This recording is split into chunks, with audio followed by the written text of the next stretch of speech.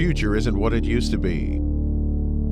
Armed with powerful big data systems, go-anywhere mobile apps, and more knowledge than at any time in human history, we can now evacuate entire cities before storms come aground, anticipate the collapse of a foreign country's economy, foresee the outcome of sugar and fat-laden diets, and predict when the batteries in my flashlight need to be replaced. We know that sociopaths get their start torturing small animals, that we are born with genetic propensities for Alzheimer's and breast cancer, and we can foretell the long-term consequences of burning fossil fuels, overfishing the oceans, and burying nuclear waste. Everywhere we turn, there is evidence of humankind's growing ability to anticipate.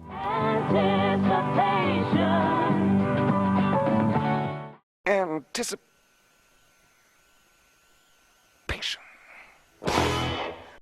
And with that, our ability to preempt. The right to a preemptive nuclear strike against China is now part of U.S. law. For it is this ability, the ability to look ahead and avoid negative outcomes, which offers humankind our greatest hope for continuation. From an evolutionary perspective, there can be no greater advantage than accurate anticipation, no more powerful asset. That said, years from now, when scientists and historians look back at you and I, how will they describe this period of opportunity and consternation? According to Harvard naturalist E.O. Wilson, they will observe a convergence of Paleolithic emotions, medieval institutions, and godlike technology. A frightful time when technology surpassed our slow-changing emotions, brains, and institutions. Evolution lagged behind the pace of human progress, producing bonobo monkeys armed with nuclear weapons and pharmaceuticals. One day our descendants will refer to this epoch as the Technolithic era, a period when the rate of change began accelerating at an unimaginable, unsustainable pace, a time when technology began its intrusion into every aspect of life, joining continents, races, and religions with the sudden force of a tectonic shift. A time when unresourceful, slow adapters were cheerfully manipulated and pillaged.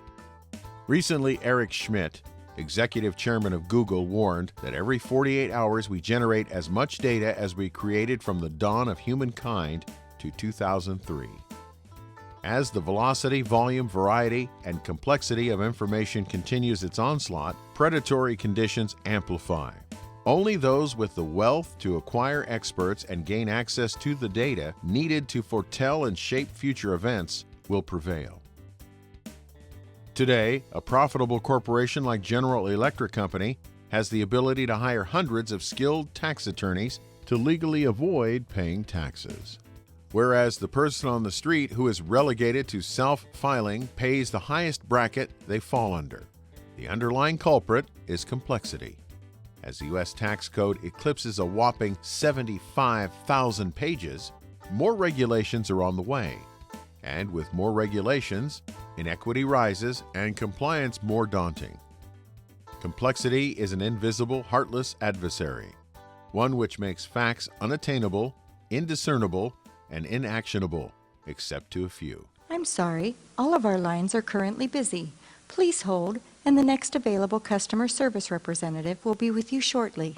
Today, there is growing evidence that complexity has started its assault. 8 to 10% of Americans indicate that they prefer the Affordable Health Care Act over Obamacare. So the Affordable Care Act is more affordable than Obamacare? Just the name says it all. Obamacare or the Affordable Care Act? The Affordable Care Act. The Affordable Care Act. I think it's nice that everyone can afford it. And 60% believe that climate change will have no effect on their lives.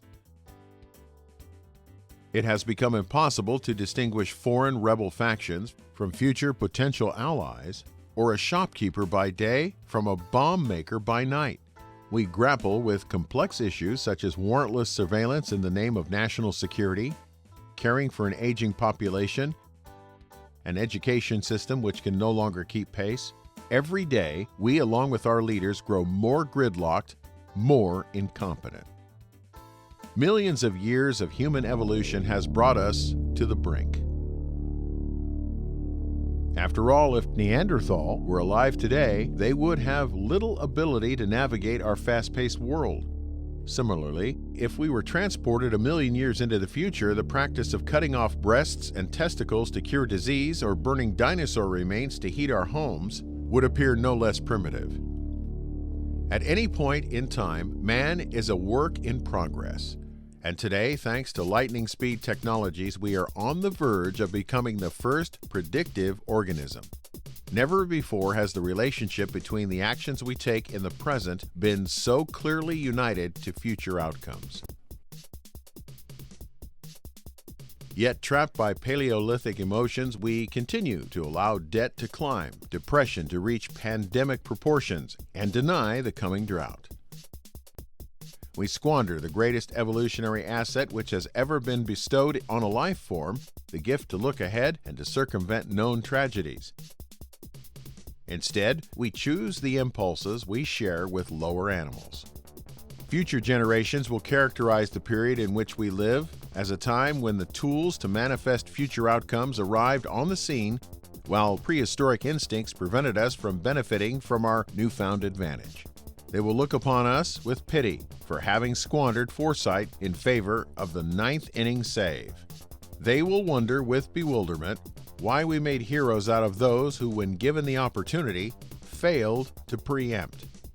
And the 2% difference in genetic difference we share with our nearest relative, the bonobo monkey, will perhaps offer the biggest clue to our quandary.